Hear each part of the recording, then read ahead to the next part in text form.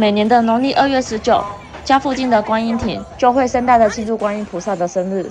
活动最重要的就是走过一条龙，来祈求平安。我们从小会称为过龙，更重要的是来拿平安面。从小吃到大，觉得很好吃，童年的味道。这边还有很多古早味的小摊贩，觉得很有趣。画糖人、龙须糖、棉花糖、煎鸟蛋、糖葫芦。好久没有看到的画糖人，带君君来体验一下。题外话，最重要的过龙，我竟然忘记拍。这个是过龙之后收金祈求平安。庙里还有很多平安龟。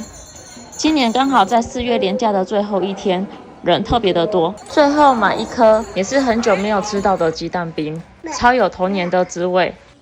满足回家。